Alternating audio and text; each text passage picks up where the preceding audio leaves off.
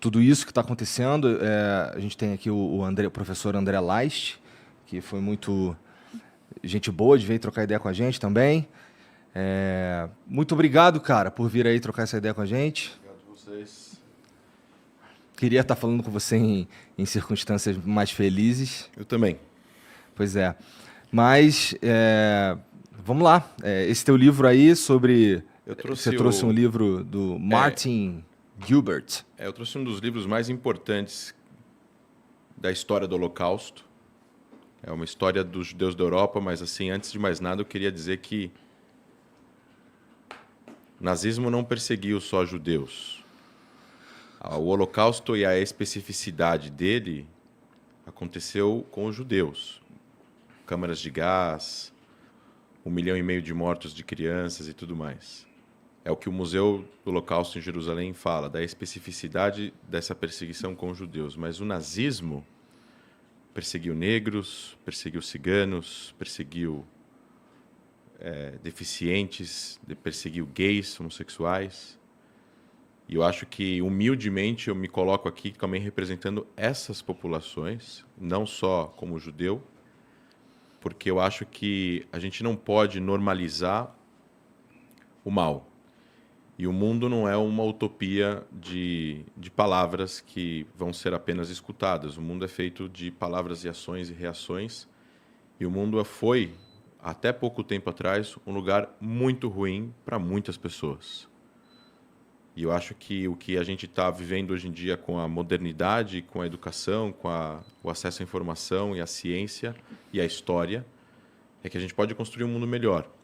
E a gente precisa ter essas responsabilidades, que é escrever, contar, ensinar. E por isso eu trouxe esse livro, é um calhamaço de mais de 1.000 páginas. É um livro que conta a história do Holocausto. Ele é comentado por várias autoridades do assunto. Talvez um dos livros mais importantes. É um livro para vocês. É um livro para os ouvintes, para os espectadores. Se quiserem comprar, está em português. Mas é um livro que acho que abre essa conversa. Tá. Cara, eu imagino que você tenha visto lá o trecho do que aconteceu e tudo mais. O que você tem para falar sobre aquilo? Eu vou, para falar sobre isso, fazer uma breve leitura de um comentário. Tá. Na verdade, de um comentário não. Na verdade, tem um texto que chama O Paradoxo da Intolerância, que ele aparece na obra A Sociedade Aberta e Seus Inimigos, do livro do Karl Popper. Ele fala sobre a crítica extensamente às ideias filosóficas que deram origem, na opinião do autor, aos movimentos totalitários do século XX. Todo o livro é uma defesa da sociedade aberta e pluralista, da racionalidade e do falibilismo. Ele fala, eu não vou ler o texto inteiro, ele fala assim: devemos, pois, reservar o direito, em nome da tolerância, de não tolerar os intolerantes. Devemos afirmar que qualquer movimento que prega a intolerância está fora da lei e considerar criminoso o incitamento à intolerância e perseguição, da mesma forma que é criminoso o incitamento ao homicídio, ao rapto e ao reavivar da escravatura. Em resumo, a tolerância ilimitada levará ao desaparecimento da tolerância. O que eu quero dizer com isso? A República de Weimar, que foi o governo alemão antes da subida de Hitler no poder, ele acreditava nessa inclusão de várias ideias e, com isso, o Partido Nazista concorreu democraticamente às eleições na Alemanha e venceu. E o primeiro ato deles foi acabar com toda a sociedade civil alemã, com todas as instituições democráticas e perpetuar o que eles perpetuaram na Segunda Guerra Mundial, com 50 milhões de mortos, com 6 milhões de judeus, com diversos centenas de milhares de várias outras minorias. Essa abertura que eles deram em nome desse debate de ideias, o outro lado não entende esse debate de ideias. O outro lado não está interessado em debater ideias, o outro lado está interessado em tomar o poder com golpe e impor a sua vontade, que no caso do nazismo especificamente, é voltado a uma ideologia radical, extremista, genocida, baseada em raça. não só em raça, mas na ideia de um ser humano geneticamente melhor que o outro, já foi provado pela ciência que isso não existe. E para que a humanidade possa, entre aspas, sobreviver, como diz no livro Sapiens, de Yuval Harari, o escritor israelense premiado, eles acreditavam que eles estavam fazendo um bem para o mundo, o nazista.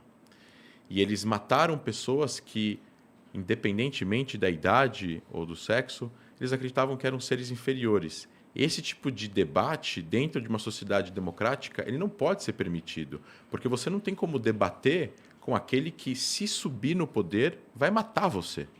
Isso está fora do campo democrático das ideias. É como você colocar um partido que é uma organização criminosa, como o PCC, ou você colocar, ou como a gente imaginar agora, grupos terroristas concorrendo a eleições nos países que eles estão se alojando no Oriente Médio. Isso é ruim para a sociedade, é ruim para a humanidade e ruim para o futuro do mundo. E acho que no mundo que nós vivemos hoje em dia, com a polarização política, com um ano de eleição no Brasil, com crises humanitárias acontecendo pelo mundo, onde a gente está vendo cada vez mais o aumento do radicalismo, do preconceito, e eu acho que a gente não tem que normalizar isso. E não é só sobre o nazismo, né? Quando a gente escuta frases assim em diversos lugares da sociedade que tem uma voz que influenciam pessoas contra gays, contra negros, contra qualquer outra minoria que seja, a gente precisa consertar isso. Precisa haver redenção, precisa haver pedido de desculpas, retratações. As devidas instâncias jurídicas têm que fazer o trabalho deles, não é o meu caso aqui como historiador, e a gente precisa ensinar as pessoas, os mais jovens, as crianças, isso não é legítimo, não se pode normalizar a esse tipo de conduta, porque a conduta de vamos trazer para o debate político no Brasil, por exemplo, como foi mencionado, um partido nazista, isso não faz parte do debate democrático. Existem partidos de extrema esquerda no Brasil, existem partidos que, eventualmente, são extremamente criticados pelas suas posições, mas acredito eu que se um partido, seja ele qual for, colocar nos seus protocolos, nos seus estatutos, que eles prezam pela destruição de uma minoria, pela morte de uma minoria, pelo genocídio de uma minoria, eles não vão ter autorização do Tribunal Superior Eleitoral para concorrer a eleições. Então, não é comparável, né? Eu tenho sérias críticas a partidos extremistas, seja de um lado ou de outro, mas ainda assim, não é comparável. Para você colocar no campo das ideias o que a gente deseja para construir uma sociedade mais democrática, mais livre, com liberdade de expressão, mas essa liberdade de expressão ela não pode ser incitação ao ódio, à violência, ao estupro, ao rapto, à volta da escravidão, num país que teve a maior quantidade de escravos importados da Europa, 3,5 milhões, 4,5 milhões de escravos. É mais do que todos os países da América juntos, mais que todos os países da América junto. O Brasil importou 4,5 milhões de escravos e é o país que mais tempo teve escravidão e que foi o último a abolir a escravidão. A gente não pode normalizar com isso. A gente precisa educar as pessoas, combater esse tipo de o discurso que tenta normalizar. Não é ok, vamos trazer isso para o debate. Não, isso não é ok, não faz parte do debate. O debate, se a gente abre o debate, como ele falou no final, se a gente abre o debate ilimitado para a tolerância, a gente acaba com a tolerância, a gente acaba com a coexistência, a gente acaba fazendo com que essas pessoas intolerantes possam vir a dominar o poder e aí a gente vai acabar com a liberdade total que as pessoas têm. É que eu não sei muito o que falar nessa situação, porque eu não sou a favor de nada disso, né? Do nazismo e tal, essa parada, né? E eu peço desculpa, porque do jeito que eu falei lá, dá pra entender essa porra, né? Então eu não sei muito o que falar. Eu sempre tratei todo mundo muito bem, eu nunca fui de nenhum grupo que tenha qualquer associação a esse tipo de coisa, então... Bom, isso, eu né? acho que o ponto aqui passa mais pelo lance da conscientizar que qualquer tipo de não é... Qual palavra eu vou usar? Qualquer tipo de, talvez, menção ao nazismo, ela traz coisas muito carregadas. Essa palavra é uma palavra que tem um significado muito pesado para a humanidade. Exato. Né?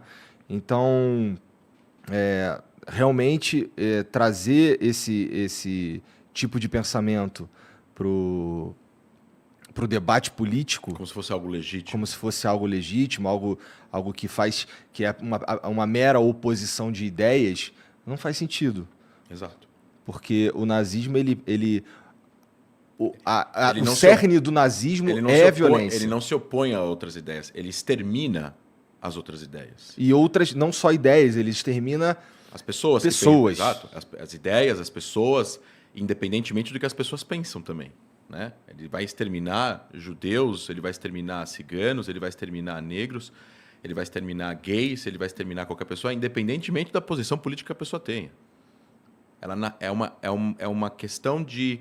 É um conceito existencial, não é um conceito de ideias apenas. E o nazismo, como regime totalitário, baseado na raça, recentemente teve aí a Whoopi Goldberg nos Estados Unidos falando que não foi baseado em raça, mesma coisa, cometeu um erro gravíssimo. Foi cancelado o programa dela. Porque esse tipo de discurso influencia milhões. E é uma coisa, né, que a gente está vivendo no século XXI, com a internet, com a expansão da comunicação de jovens para jovens e comunicação não formal também. E o trabalho ele é pedagógico. Então, assim, a gente tem que assumir a responsabilidade que nós temos, eu como influenciador, vocês como influenciadores, devido às proporções de que o que a gente está falando, as pessoas estão escutando. E se as pessoas começam a escutar isso demais, a gente está vendo no Brasil o crescimento de 270% de atos neonazistas nos últimos 3 anos no Brasil. Porque os discursos de pessoas, de líderes, de políticos, sejam eles influenciadores ou não, de vários partidos, não importa agora, vamos citar nomes, eles vão influenciar pessoas e essas pessoas vão... Esse tipo de discurso, ele cava, parece que ele encoraja, ele traz uma certa coragem, né, para as pessoas tirarem de dentro delas ideias que são completamente absurdas, totalitárias, radicais e perigosas para uma sociedade que quer viver em paz e harmonia. O debate de ideias se dá no parlamento, o debate de ideias amigáveis se dá num bar, na sexta-feira à noite, o debate de ideias se dá em casa com amigos ou com a família, mas o debate de ideias, na qual a gente está incluindo aqui algo que foi extremamente, talvez tenha sido a pior catástrofe da história da humanidade, que foi a ascensão do nazismo. Tem um seriado que chama The Man in the High Castle na Amazon, que é O Homem no Castelo Alto, que conta a história hipotética como seria o mundo se o nazismo tivesse vencido a Segunda Guerra Mundial. E fazendo um pequeno spoiler, porque isso conta na sinopse, eles dominam todos os Estados Unidos, até quase a costa com a Califórnia, e essa parte é dominada pelo Japão, que também é um regime totalitário que vence a guerra com a Alemanha nazista. E o mundo inteiro é considerado um lugar dominado pela Alemanha. Hitler estava vivo na série. E é visivelmente claro que isso não era uma opção. Porque isso prejudicou, depois que eles vencem nessa hipotética história, a vida de centenas de milhões de pessoas, de bilhões de pessoas que tiveram suas liberdades totalmente retiradas por causa da vitória hipotética do nazismo na Segunda Guerra Mundial.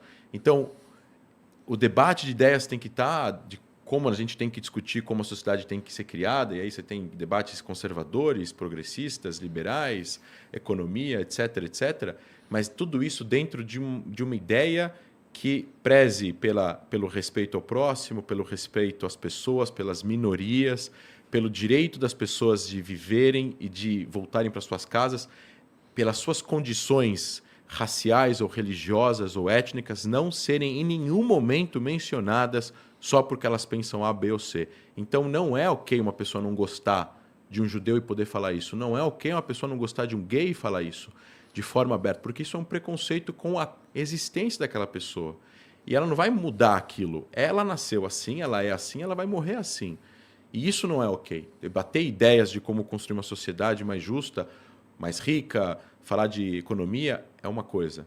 Preconceito com pessoas pela sua existência, seja ela como for, não é ok, na minha opinião. O nazismo, ele ascende influenciando pessoas também. Ele não ascende em armas, não é? Exato.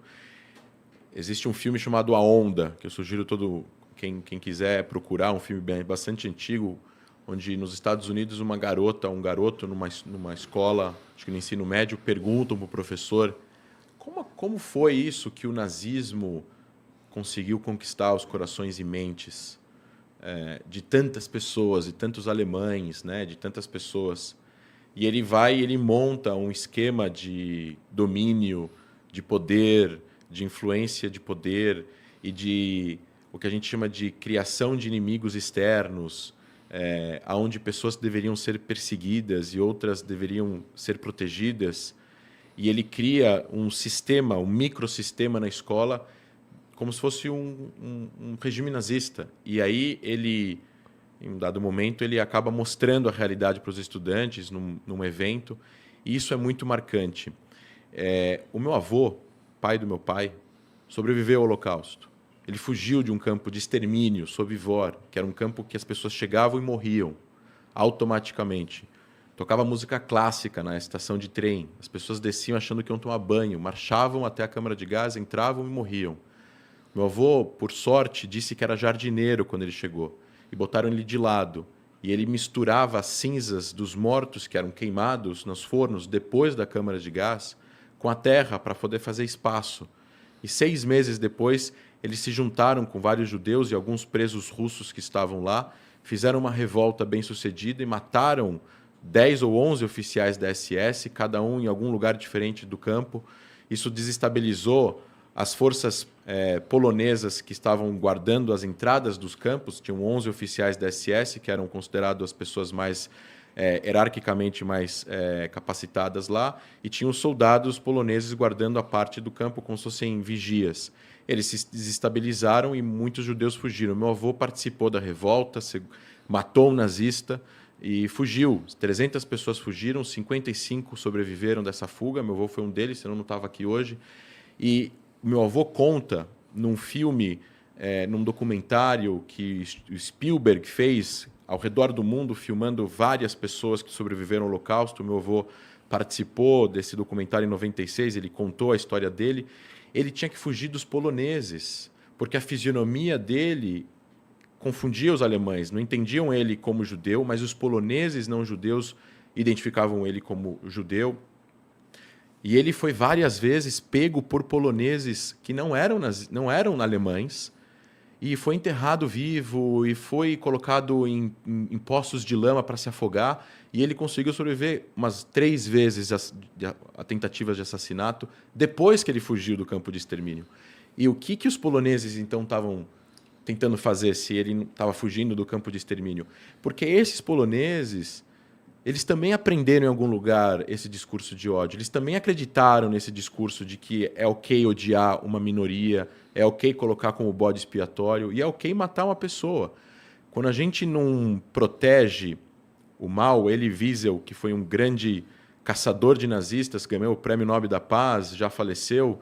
Ele tinha um instituto que educava sobre o Holocausto e perseguia e tentava identificar nazistas que conseguiram escapar à justiça após a Segunda Guerra. Ele dizia que para o mal vencer, o bem não precisa fazer nada. E Einstein também falava algo parecido com isso. Então, eu acho que é muito importante as pessoas entenderem. Eu acho que os seguidores do Flow, como o maior podcast do Brasil, precisam entender. A gente precisa estudar essas questões. A gente precisa construir no Brasil e continuar construindo uma sociedade mais fraterna com as outras pessoas que são diferentes, sem preconceitos. E isso, para acontecer, não pode haver, de jeito nenhum, uma normalização, uma banalização, uma normalização de um dos períodos mais sombrios que aconteceu na história da humanidade. O Brasil foi palco. O Brasil foi o país que teve o maior partido nazista fora da Alemanha durante a Segunda Guerra Mundial. Recentemente... Houve um partido nazista no Brasil? Houve um partido de 3 mil pessoas, os integralistas, com passeata, com suástica, com a bandeira do Brasil do lado da bandeira nazista. Eu recomendo a todos que moram em São Paulo ou que eventualmente visitem a cidade, visitarem o Museu Judaico. Lá tem uma exposição sobre isso e mostram as fotos sobre essas passeatas no Brasil. É assustador imaginar que isso aconteceu no Brasil. Então a gente precisa sim falar sobre isso, a gente precisa sim combater o intolerável. O intolerável não tem espaço. Eram brasileiros influenciados pelo discurso Exato. alemão. Exato. E assim, os discursos de ódio, assim, numa sociedade existe de tudo. E a gente nunca vai acabar completamente com o preconceito, com o racismo. Isso é uma coisa, acho que, endêmica do ser humano. Se você viajar para os países mais desenvolvidos, vai ter pessoas que pensam coisas ruins. Pega a Noruega, com aquele atentado daquele terrorista norueguês que entrou num campo de juventude e fuzilou um monte de gente. Tem até um filme que conta isso. A Noruega, um dos países mais avançados do mundo, um dos sistemas educacionais mais avançados do mundo, existe, sim, uma tendência em que a humanidade precisa se autoeducar o tempo todo. A gente está o tempo todo precisando educar os outros e falar sobre assuntos que levem as pessoas a reflexões para a gente conseguir construir sempre uma cidade melhor. Vai diminuir, não vai desaparecer, mas isso não pode ser normalizado. Precisa ser combatido. No Brasil é ilegal a apologia ao nazismo. No mundo inteiro tirando nos Estados Unidos, por questões culturais dos Estados Unidos, a maioria das pessoas e dos países são contra essa liberdade que existe nos Estados Unidos. Recentemente passou um vídeo de uma passeata nazista em Orlando, onde as pessoas estavam com bandeiras nazistas. Há poucos anos atrás teve naquele caso de Chernobyl, acho que é o nome da cidade, onde teve protestos dos dois lados, teve atropelamento, teve morte. A gente não pode normalizar. Aquela foto daquele policial negro protegendo pessoas que estão com bandeiras nazistas. Que se pudessem chegar ao poder, eles com certeza matariam ou com certeza perseguiriam aquele mesmo policial que estava protegendo a vida deles, para eles poderem gozar da sua pseudo-liberdade de protestar ou de falar o que eles tinham lá para falar. E isso é uma coisa que eu acho que a sociedade precisa entender.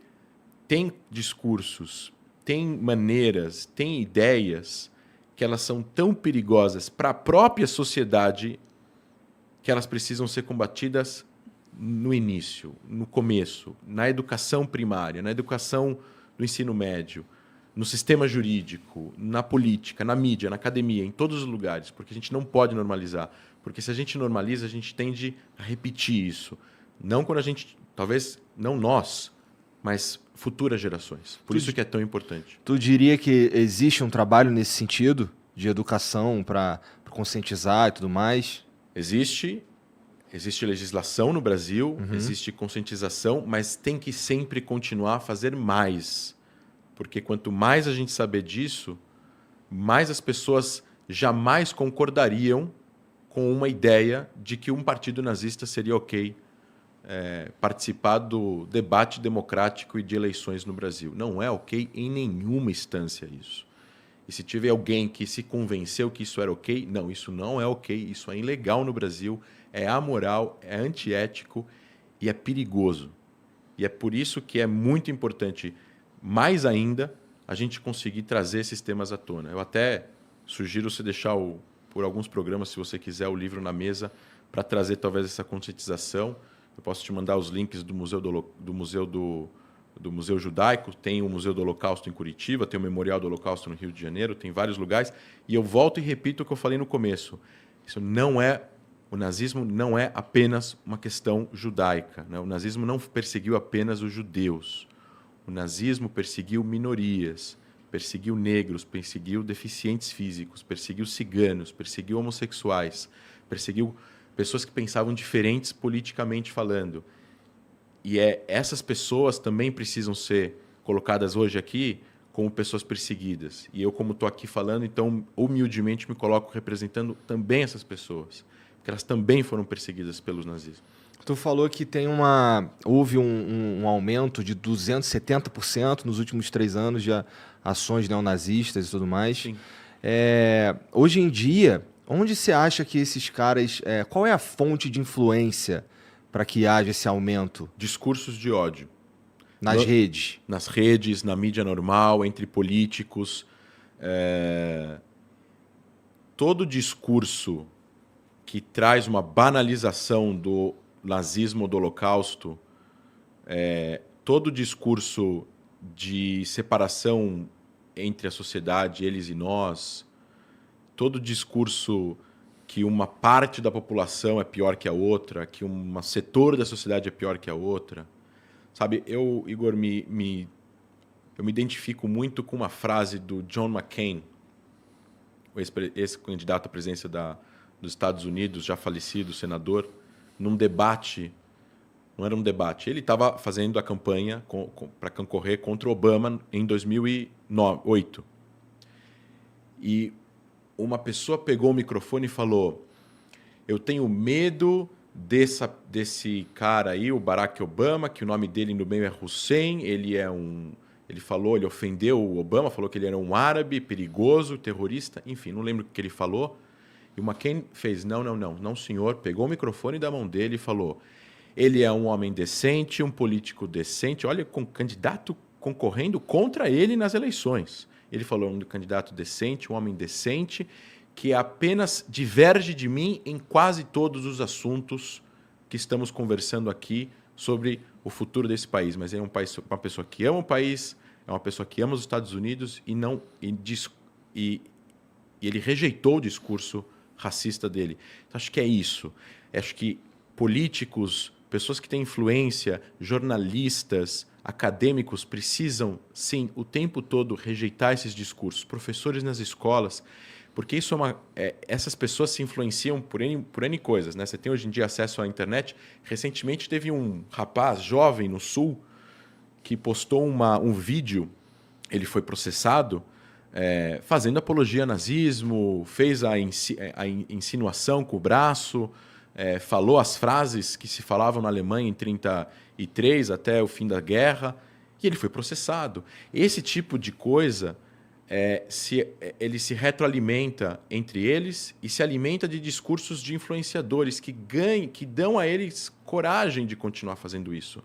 Quando isso não acontecer, como isso não vai acontecer? Com educação, com processos jurídicos, com a criminalização de discursos de ódio contra todas as minorias, não só contra uma minoria específica. A gente está falando aqui, no caso, eu fui convidado por vocês, eu vim, mas a gente está falando que o nazismo perseguiu outras pessoas e não só judeus, mas isso precisa ser feito em todas as instâncias da sociedade, porque é apenas essa conscientização, de que a pessoa entenda que isso é absurdamente errado, além de ser ilegal, e as pessoas vão parar de fazer isso. Ninguém nasce odiando ninguém. Ninguém nasce odiando uma pessoa pela cor da pele, pela sua sexualidade, ou pela sua religião, etnia ou raça. As pessoas aprendem a odiar. O antissemitismo, no caso, ele sempre existiu. Jonathan Sacks, que foi rabino-chefe da Inglaterra, já falecido, foi considerado Lorde pela rainha, ele dizia o seguinte, ele dizia que o antissemitismo, no caso, eu me refiro à judeofobia, né? O ódio aos judeus, porque existem outros povos semitas também, mas o antissemitismo, e aí me referindo ao ódio aos judeus, ele foi montando ao longo da história. Ele começa com ódio aos judeus por causa da sua religião, ele vai mutando e, de repente, ele vira o ódio aos judeus por causa da sua raça ou etnia, e depois ele vira o ódio aos judeus por causa do seu Estado-nação, que é o ódio exacerbado e desproporcional que as pessoas têm ao Estado de Israel, que também é um tipo de antissemitismo. E não estou falando críticas ao Estado, eu estou me referindo à não legitimidade da existência de um país, de um lar nacional, o povo judeu, ou o combate ao movimento nacional judaico. Então, esse tipo de discurso que a gente precisa educar as pessoas. A gente precisa educar as pessoas o que é ok e o que não é ok. O que é plausível, a discussão no campo das ideias, e o que é o discurso de ódio excludente, radical, que pode sim levar não só ações violentas físicas, mas a um cancelamento coletivo da sociedade, uma parcela da população. Né? A gente, há pouco tempo atrás, há 40 anos atrás, 30 anos atrás, a homofobia era algo natural, as pessoas falavam disso nas ruas, faziam piadas, e hoje em dia não é normal. Programas de televisão, não preciso citar, tinham piadas que hoje em dia seriam completamente não seriam cabíveis hoje em dia, numa sociedade que a gente tem hoje em dia.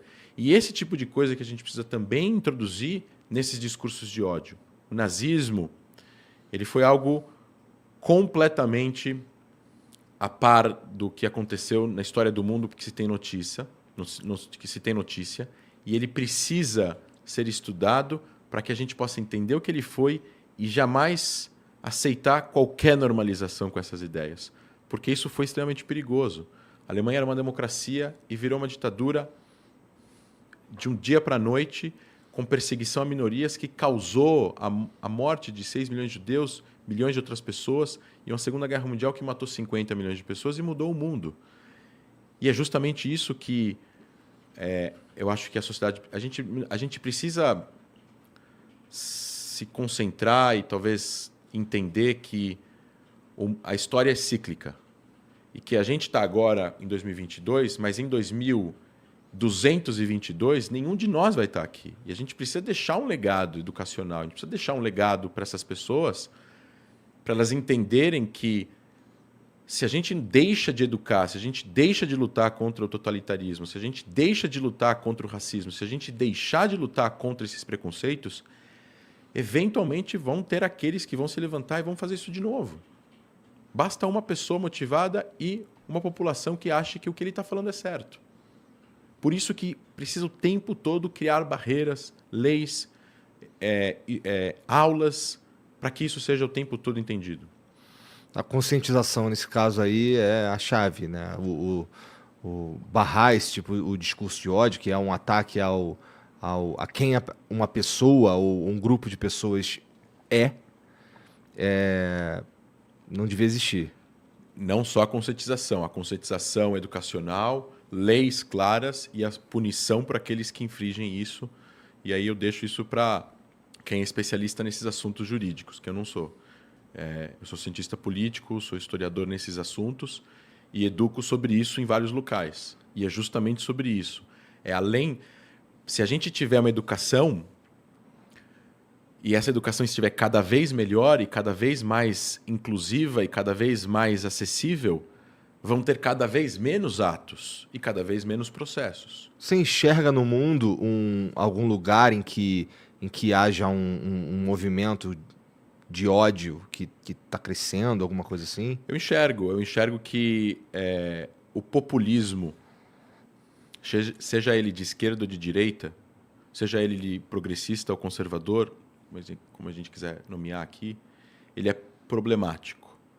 O populismo, ele mexe com as emoções das pessoas, ele mexe com o sentimento delas. E as pessoas deveriam lidar com a política de uma maneira diferente do que elas lidam, cito aqui o meu amigo René Ozzy-Cuquier, diferente do que eles citam, do que as pessoas lidam com futebol ou religião.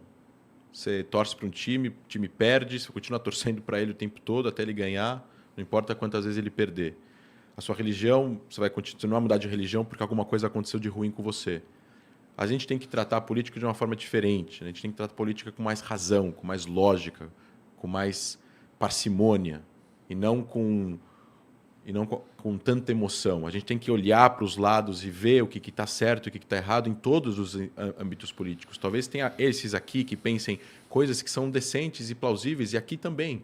E conseguir chegar em coalizões onde, apesar de existirem várias discordâncias entre partidos, existe alguma coisa que eles concordam, e a partir daí seria uma porta para encontrar uma pacificação do cenário, do âmbito político. Israel conseguiu fazer isso agora na coalizão que eles fizeram entre esquerda e direita, conservadores e liberais, partido árabe dentro, e está lá, está funcionando. Eles não estão discutindo o que eles não concordam, eles estão agora tentando arrumar o que eles sim concordam. O populismo é perigoso. E eu acho que no mundo tem muitos governos, eu estou falando de democracias ou pseudo-democracias, não estou falando agora de ditaduras, porque aí nem se fala, né? Tem muitos governos com discursos que podem ser populistas. A Alemanha tem um partido que é xenófobo, que é anti-imigração. Existe um problema de imigração na Europa, vamos lidar com o problema de imigração de uma certa forma. Países têm leis para imigração, tem uma série de critérios, isso tem que ser aplicado, isso tem que ser feito.